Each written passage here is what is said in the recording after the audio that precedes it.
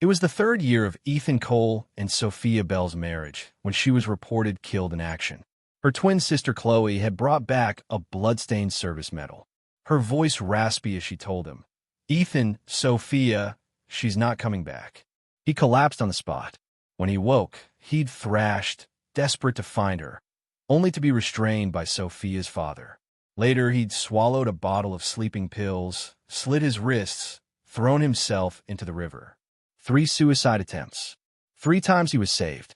Everyone said Commander Bell and Mr. Cole were so deeply in love. And they were so in love that it took him 3 months after her death to find out the horrifying truth. It wasn't Sophia who had died at all. The night he was revived from his 3rd attempt, Ethan, pale and gaunt, went to his wife's family home. He'd hoped to ask her father for some of Sophia's old belongings, anything to soothe the gnawing ache in his soul. But as he approached, he heard low voices from an inner room. "Sophia, how much longer are you going to keep this up? Ethan's tried to kill himself 3 times for you." His fingers dug into his palms, drawing blood. "Sophia, why was her father calling Chloe by Sophia's name?" "Dad, just a little longer." The voice was undeniably Chloe's, yet the tone, the gentle cadence was eerily like Sophia's. "Before Chloe died, she asked me to take care of Mark. He's never known hardship. He wouldn't survive the news of her death. I had to take Chloe's place, give Mark a child. With a child to live for, he can go on." Ethan's blood ran cold. He could barely process what he was hearing. So, it was Chloe who had died, not Sophia.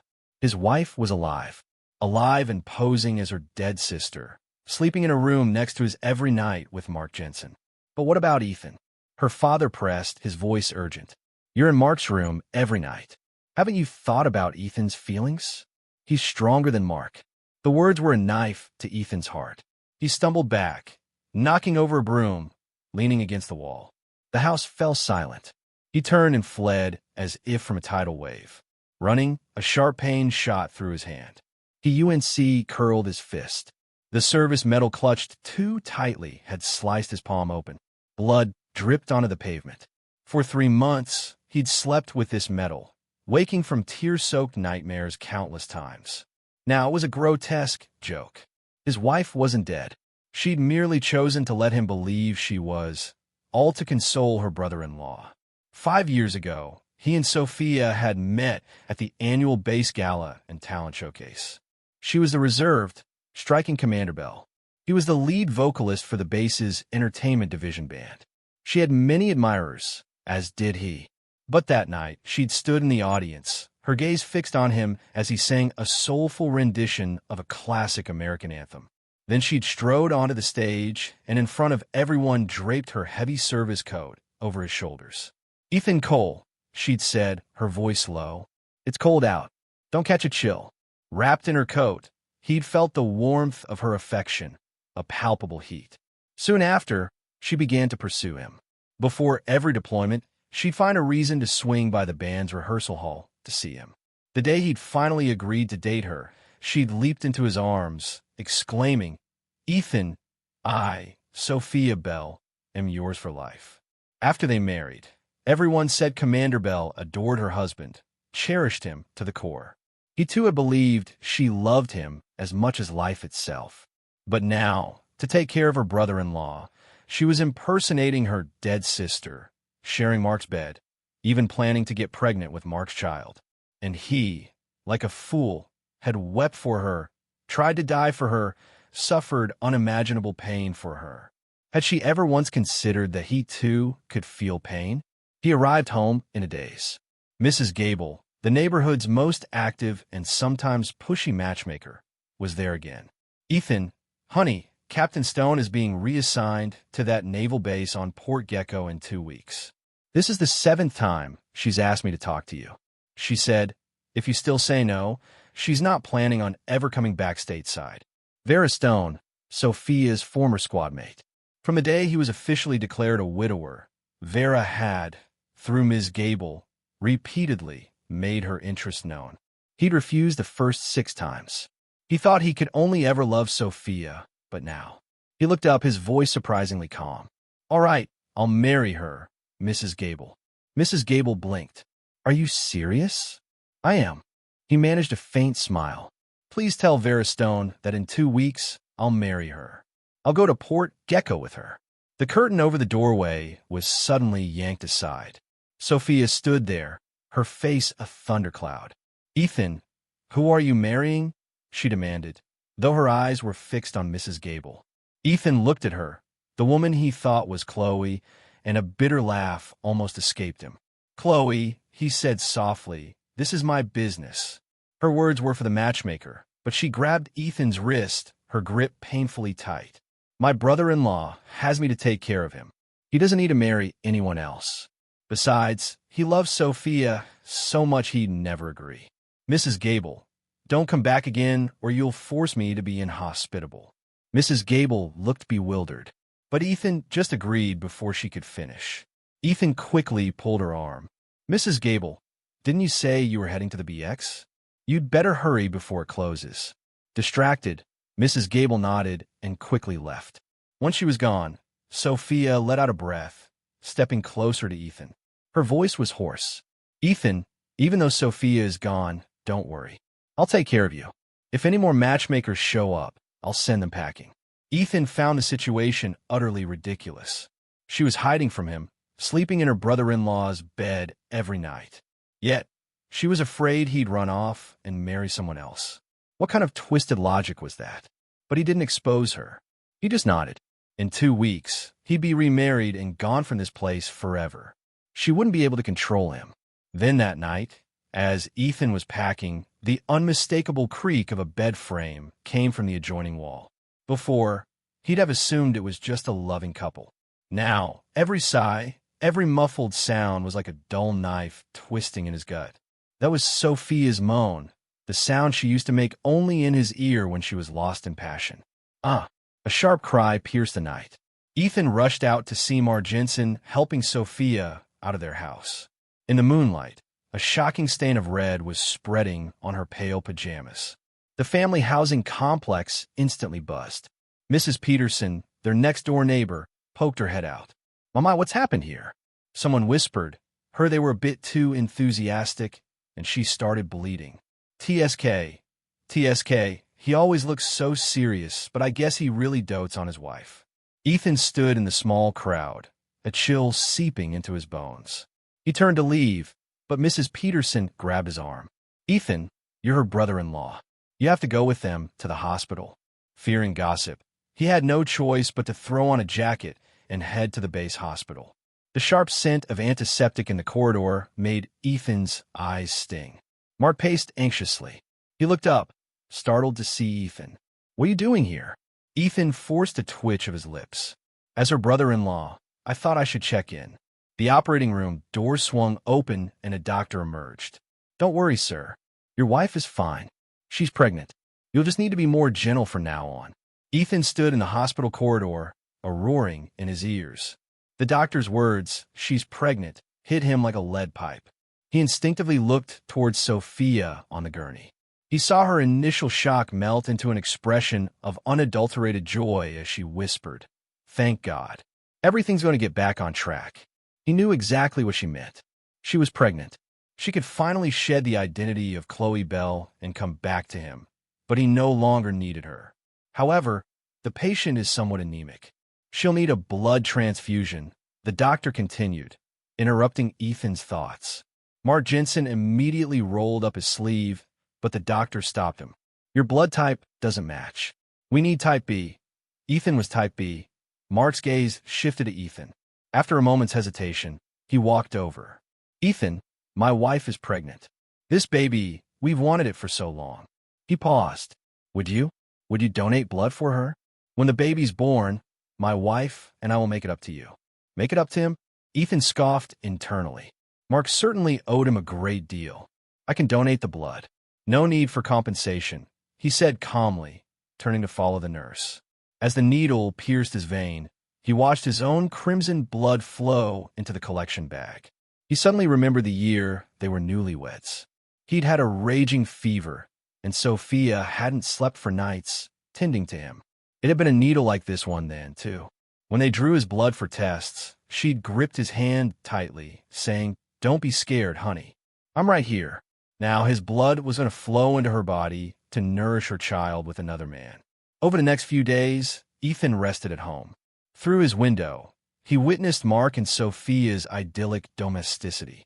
Mark bustled between home and the hospital, carrying a thermos. One day it was homemade chicken noodle soup. The next, specially prepared omelets with spinach for iron. The day Sophia was discharged, the entire housing complex smelled faintly sweet like the caramel she loved. Sophia, cradling a large jar of celebratory chocolates, went door to door. A rare, unrestrained smile lit her usually composed features. "I'm pregnant. Have a chocolate to celebrate. Congratulations. Congratulations. You must be so thrilled to finally be expecting." She laughed, her eyes crinkling with the joy of impending motherhood. Finally, she approached Ethan's door, her hand hesitating slightly as she offered him the jar. "Ethan, congratulations, Chloe." He took a chocolate, his smile perfectly polite. "I wish you three a lifetime of happiness." Sophia's brow furrowed almost imperceptibly. His blessing was too proper, so polite it made her uneasy. Ever since Sophia Bell's sacrifice, Ethan had been a wreck, constantly talking about suicide. When had he ever been this calm? Before she could dwell on it, Mark walked over, slipping an arm around her waist. "Chloe, didn't we say we'd treat Ethan to dinner?" To thank Ethan for the blood donation, Mark had insisted on taking him out. Ethan had refused repeatedly, but was eventually bundled into their car. At Rosie's Diner, a local spot popular with military families, the waitress greeted them warmly.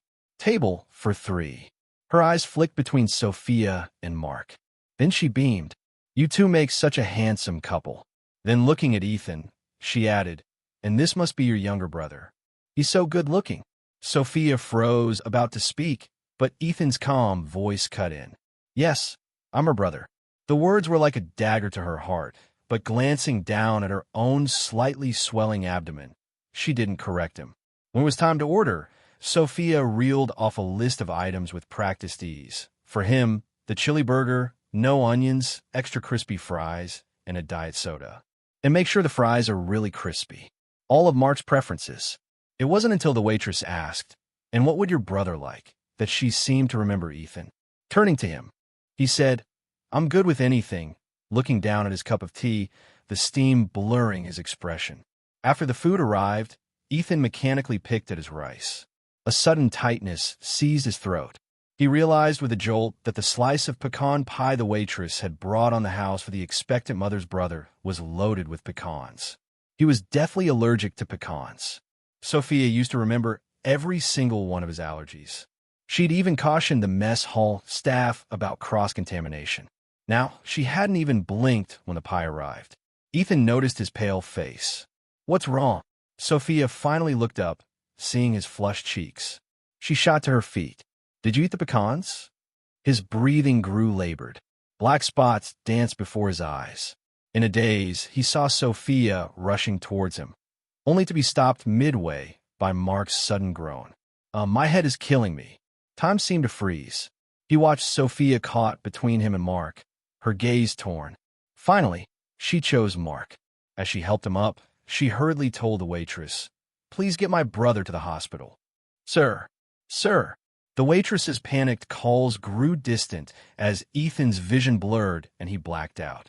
The sting of antiseptic assaulted his nostrils.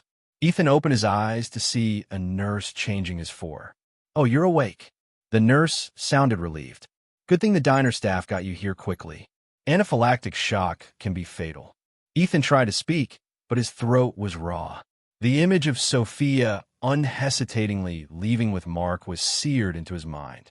He closed his eyes, but tears escaped, tracing a path down his temples into his hair. During his 3-day hospital stay, Ethan lay alone. The allergic reaction had left him covered in an itchy rash, his throat so swollen he could barely swallow water. At his lowest, he overheard nurses whispering outside his door. "The guy in 308, just a migraine from a draft, and his wife is frantic, not like the patient in 302 here. Severe allergic reaction, and his wife hasn't even visited. It's like she's dead to him." Ethan buried his face in the pillow. Yes, his wife was long dead. died on that mission, died 3 months ago, died the moment she chose to become someone else's wife. The day he was discharged, the sunlight was brilliant. As Ethan reached the hospital entrance, he saw a familiar olive drab Jeep. The next second, Mark Jensen walked out of the hospital doors. The Jeep's door flew open and Sophia rushed out, carefully supporting Mark. Slowly, the doctor said, "You need a rest." Her voice was so gentle it could melt ice, identical to how she used to soothe him. Ethan stood frozen, watching the Jeep speed away, its exhaust fumes washing over his pale face. She hadn't even spared him a glance. The evening breeze carried a chill. Ethan pushed open his front door and saw from a distance a slender figure standing on his porch. Sophia held several bags filled with protein bars, organic fruit baskets, and containers of homemade soup. More bags were at her feet containing electrolyte drinks and other supplements. "Ethan," she hurried towards him. "Your allergy. Are you feeling better?" How ironic. During the day, she'd ignored him completely. Now, when no one was around, she was playing the concerned sister-in-law. "Thank you for asking, Chloe. I'm much better." He moved to bypass her and open his door. Sophia grabbed his wrist. "Take these. They'll help you recover." "I don't need you, Chloe." "Something's happened." Mark Jensen burst into the yard, tears streaming down his face. I'm being investigated for running that kickback scheme with the veteran housing allowances. I just want to make some extra money. Buy more things for our baby. Now the MPs are coming to arrest me." A vein throbbed in Sophia's temple. "My entire monthly salary goes to you. And you still had to pull something like this?" Mark tugged at her sleeve, stamping his foot. "What we do now? You're pregnant. I can't go to jail." The yard gate was suddenly kicked open. 3 stern-faced individuals in civilian clothes with official-looking badges strode in. "Mar Jensen, we have reports that you've been defrauding the government through a veteran housing allowance scam. Please come with us." The air crackled with tension. Sophia remained silent for a long moment, then spoke, her voice flat. It wasn't him. All eyes focused on her. After a few seconds of charged silence, she enunciated each word clearly. "I know about this. Mark didn't do it. It was Ethan Cole." The world seemed to stop. "What did you say?" Ethan's voice trembled. "Say that again. Who was it?" She avoided his gaze, her eyes darting around. "It was Ethan Cole." Ethan trembled, about to protest, but the investigators had already seized his arms. "We have a witness identifying you. Please cooperate with our investigation." As he was pushed towards their unmarked car, Ethan stared hard at Sophia. She stood in front of Mark Jensen, her military bearing impeccable. Yet, she was no longer the woman he remembered, the one who would have shielded him with her life during an earthquake. In the small, sterile interrogation room, Ethan's denials fell on deaf ears. "Commander Bell herself identified you. You think she'd lie?" The lead investigator slammed a pen on the table in front of him. "Just confess." After 3 days without food or water, Ethan was processed and transferred, sentenced to hard labor at the Fort Leavenworth Disciplinary Barracks, then reassigned to a remote mining detail as part of his sentence. The mine shaft was dark, cold, and damp. He carried a heavy basket with each step, agony. Suddenly, a deafening roar echoed through the tunnel. "Cave in." Before Ethan could react, collapsing rock and debris buried the lower half of his body. Through the searing pain, he heard someone screaming his name. A desperate, heart-wrenching sound. "Ethan, hold on." Was it a hallucination? The woman who had abandoned him, now frantically clawing at the rocks with her bare hands, her fingers bloody. "I'm sorry. I'm so sorry." When Sophia finally pulled him free, her voice was a ragged whisper, repeating his name over and over. "My sister is dead now. Only my brother-in-law is left. He can't endure this kind of suffering. I had to blame you, Ethan. I had no choice.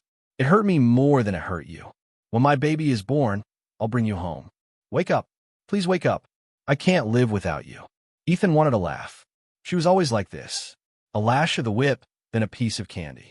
His last sensation before unconsciousness was Sophia's hot tears falling on his face.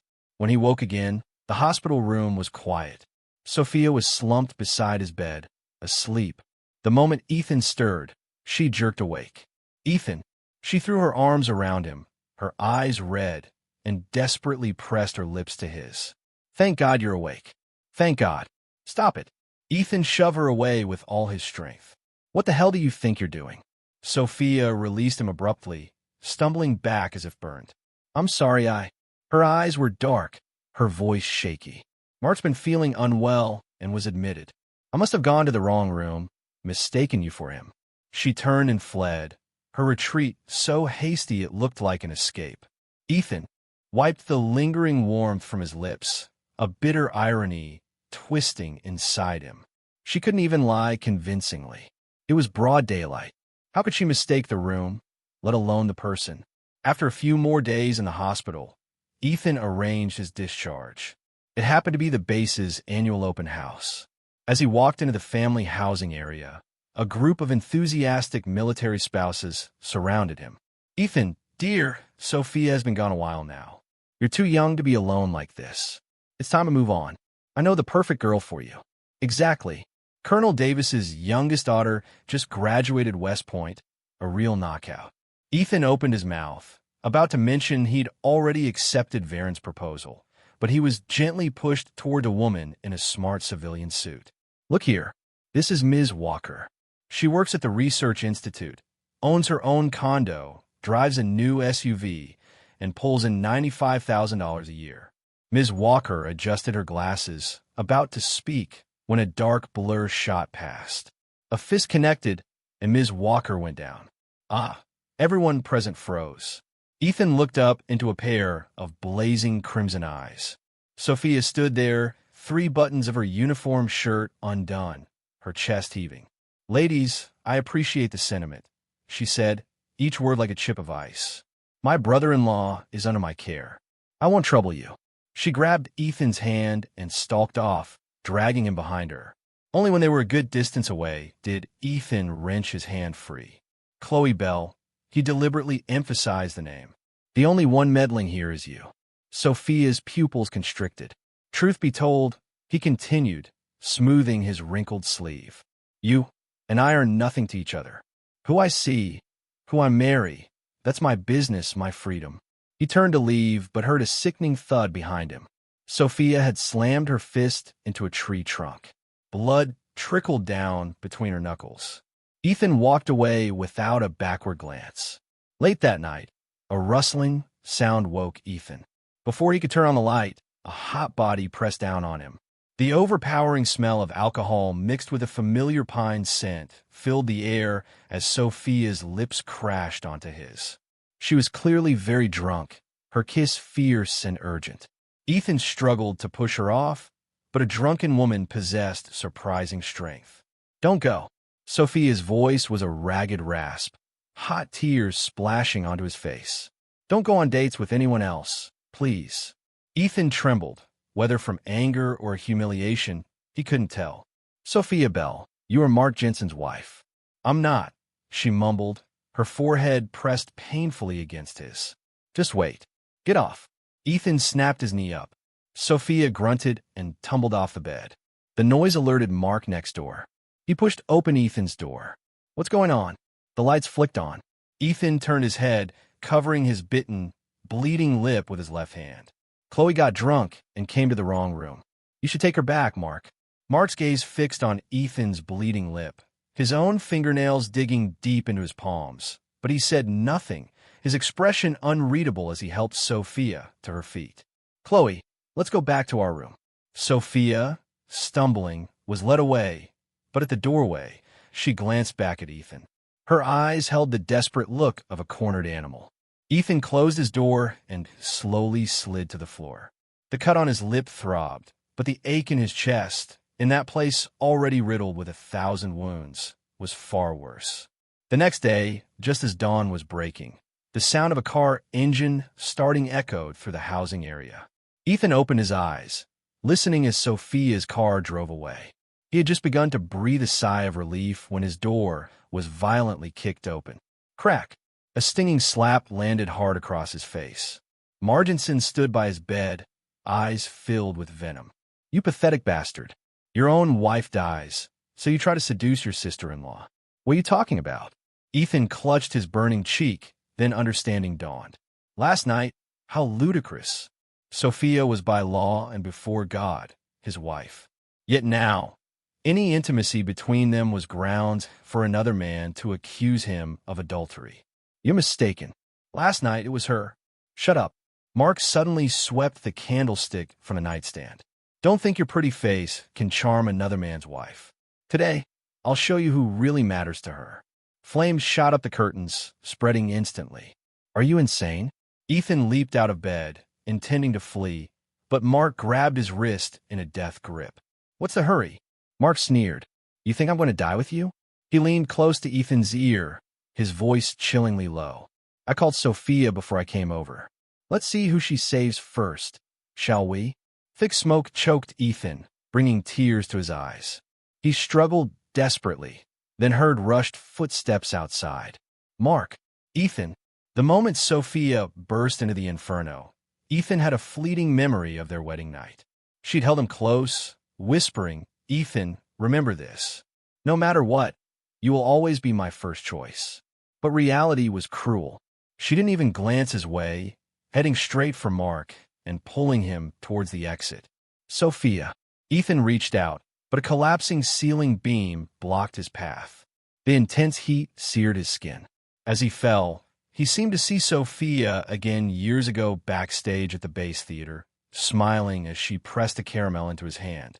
Ethan. Through the acrid smell of antiseptic, Ethan struggled to open his eyes.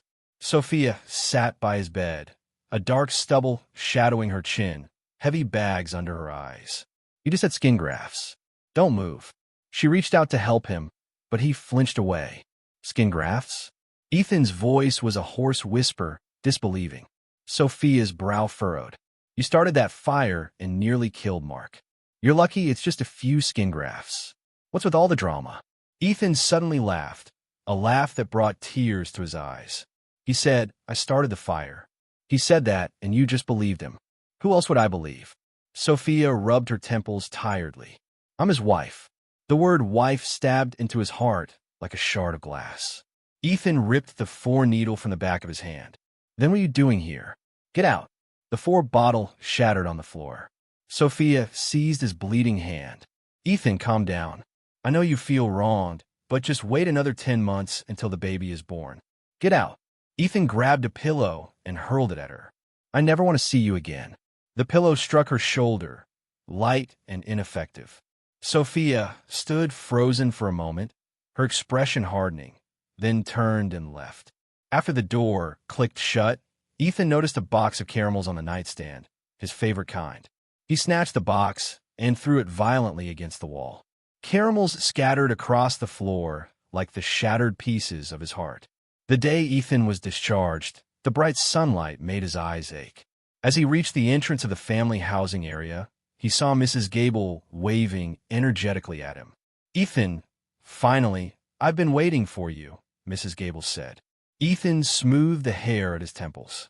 The burns on his right arm still throbbed dully. Everything's arranged with Captain Stone. The boat leaves first thing tomorrow morning. Mrs. Gable lowered her voice, pulling a ferry ticket from her purse. She specifically said not to bring too much luggage. Everything's provided for on Port Gecko. Ethan quickly took a red envelope filled with cash from his pocket and pressed it into her hand. Thank you for all your trouble, Mrs. Gable.